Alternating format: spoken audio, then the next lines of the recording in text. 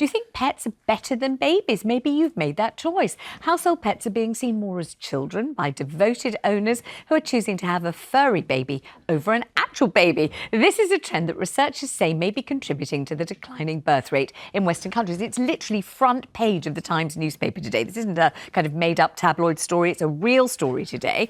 Pet owners have long considered their dogs and cats, their rabbits, as being part of the family. But now they're treating them as babies. So I'd like to hear from you about this one. Maybe that's exactly what you're doing. It's giving you pleasure and love, company. It's everything you wanted it to be. Or maybe you've seen other people doing it and you think they've gone completely doolally about this. 0207 862 2222. That is the number. Do give us a ring. And Leslie Ash, when we talked about fur babies and getting into bed with your dog, you couldn't agree more. You're doing it. No, I know. Well, I got to a certain age when both my children, left home. And I have this need of being a mother.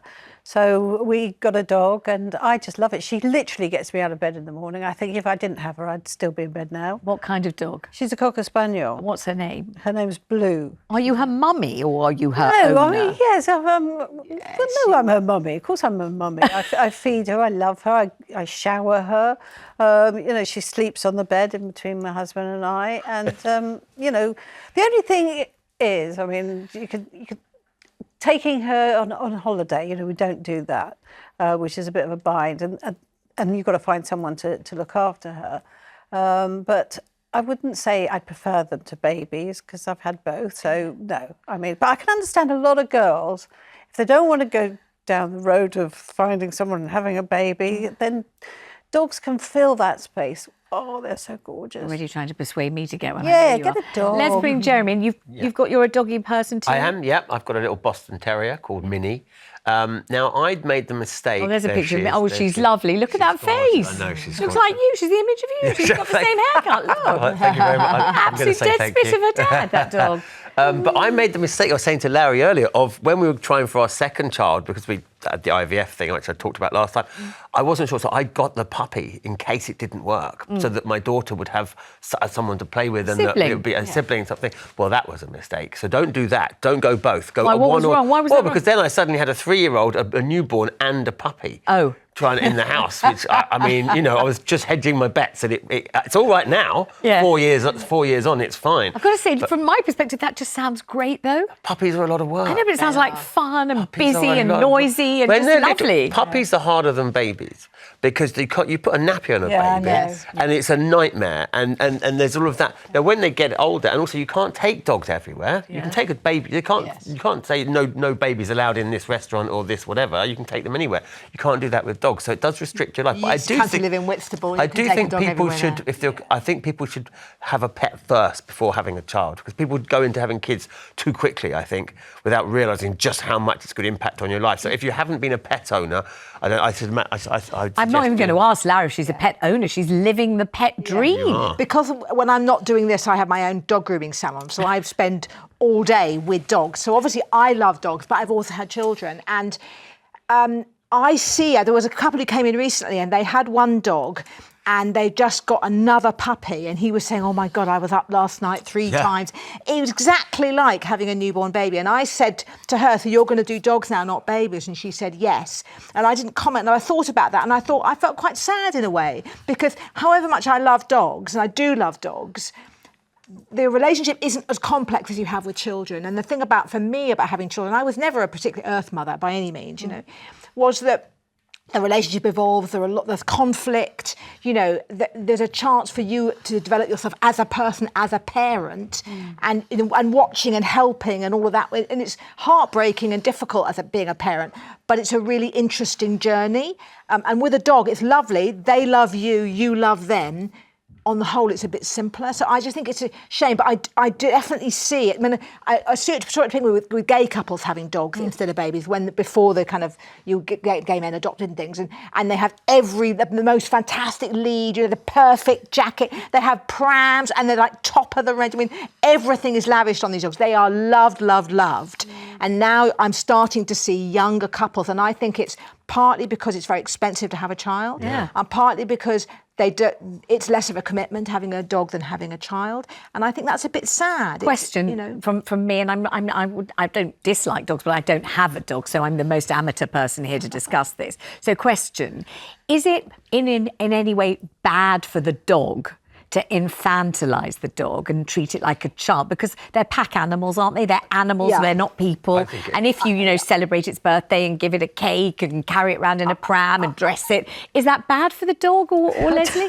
Or there are certain dogs where I live, there's girls there do all that, and they're all the same. They look like little fluffy mules, they look like slippers. Pomeranians. Yeah, tiny little things. They walk around with their dogs and that. And they treat them just like kids, and apart from sort of like late at night when they want to go and they kick them out on the balcony and you just hear them barking. Bad for the dog to be that mollycoddled and adored? I think as long as you feed the dog. As long as you feed the dog, I don't think they care. No, What do you think? I think it is bad. I think it is bad. And I think quite a lot of dogs that you see that are yappy ones, it's because they haven't been socialised, it's because they've been spoiled, because they are this little precious thing, and they become like spoiled brats. I mean, there's a version of gentle parenting, that's gentle dog parenting, and that means never having any rules for that dog at all. With a big dog, of course, you have to train that dog because it's dangerous. But with a little dog, people think, oh, super cute, don't worry about the rules. And certainly, again, as a groomer, the ones I get bitten by are not the big ones, they're the little ones. I bet, And you do get bitten. She's not just talking the talk, No, she's you actually do. got the scars to prove it. And it's little kind of Shih Tzus and Pomeranians and Yorkshire Terriers, that kind of stuff. However, the most important thing is you love your children or your dogs or both. Hopefully. Well, it's interesting because my dog, this is my second Boston Terrier. The first Boston Terrier I had, I didn't have children, and I spoilt her something rotten. I had the expensive leads and all that kind of stuff. This one, nah, because I've got the kids now, so they take. I mean, I still look after her. Let's go to the It's not lines because the same. calls are flooding in on this. Let's talk to Maria in London. Maria, thanks so much for ringing. Is your dog your baby? Is that how you feel? Maria, hello. I know you've got 4 children as well, or has Maria dropped off the line? Let's talk to Mary in Nottingham instead. Mary, what do you think about this? People who treat their dogs as babies? I think that they shouldn't be doing that because dogs are dogs and babies are babies. You shouldn't. The line shouldn't be blurred. They shouldn't be blurred at all because that is so wrong to say an animal is my baby when it confuses children. I used to be confused when I was little. And I'm thinking, how can that be called a human being? It's not a human being. It's a dog. A dog should be a dog. It should be given the love a dog deserves. And so the humans, because the lines will get very, very blurred if people can't differentiate between a dog and a human. You can't compare. You only have to compare like with like, isn't it? You compare like with like. I suppose, Mary, though, love is love, isn't it? And if you feel, I mean, Leslie said, well, I am my dog's mum. Of course I am. And if that's how you feel, she doesn't think the dog's an actual baby, but it's that feeling of actual proper love, isn't it? Yeah, tending to looking after her, just basically really hoping that she doesn't get into any danger and stuff like that, and walking her, exercising her. Exercises me too. So I mean, a great relationship for everybody in every way you might say. And they're always pleased to see you, aren't they? They're always cheerful to start the day. My teenagers, I go and open the curtains, welcome the day, and they go, oh, and then dogs just happy. Wagging their tail. What are we doing? That's what you want. I've got Maria back on the line in London. Hello, Maria. You don't feel lonely ever because of your dog. Hello there. Hello. Okay, and I wanted to say that we cannot compare the children to the dogs. But I love children, but now I'm 82, I'm disabled. I live here on my own. I got my beautiful Pomeranian for 8 years, who never leaves me alone for a second, who gives me unconditional love, and I wouldn't change it for anything in the world. Oh, that's a lovely thing to say. What's your dog's name, Maria?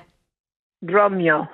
And tell me something. Do you think of yourself as Romeo's mum? I know you've got 4 children, but do you feel that it's a kind of mummy and baby relationship, or is it more companions? What's going on in that relationship with your dog? I am his mum. He's not my son, but I am his mum. I think that's a Leslie thing. And as I said, he's giving me unconditional love. my children doesn't.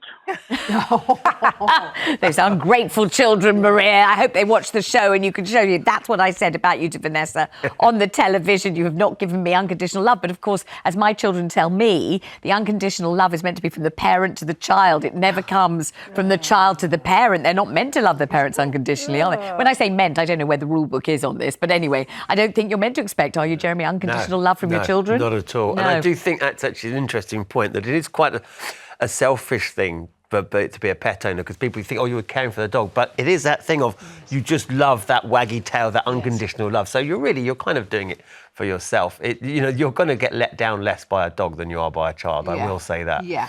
You feel that you can rely on the dog better than the kid? 100%. Because they forgive you everything, don't they? They forgive you everything. They just want, dogs want to do I is once love. left my dog outside the supermarket and forgot I'd taken it with me. And I came back 2 hours later and there was a crowd around the dog. Because the shame of it, the shame was so terrible. I can't believe you're but the admitting dog that. was just pleased to see me. The dog didn't have a go. God was, oh, thank goodness she's back. Can you imagine if my children might have carried that trauma with them through life? Dogs don't carry trauma, do they? They don't. That's You're brilliant. very good adverts for dogs, all three of you, you know. I'm starting to beings. waver a little bit. They are wonderful beings. If you want to date, they're a very good way to meet people, Yeah. Vanessa. Beginning to waver here, and I haven't before. I'm beginning to think, would it be Do you know what you can do? You can borrow rent people. one? Yes. Hire No, one? you can borrow people's dogs. Yeah. There's websites and things. So if you are busy, there are people who come and walk your dog for free just because they want to have a dog experience rather than paying a dog walker. And that's quite a good thing to do, to try it out. Yeah. And then I think it would suit you, a dog. People who work all day and can't take their dog, they look for people to look after Okay, well, them. we're getting very doggy on the show.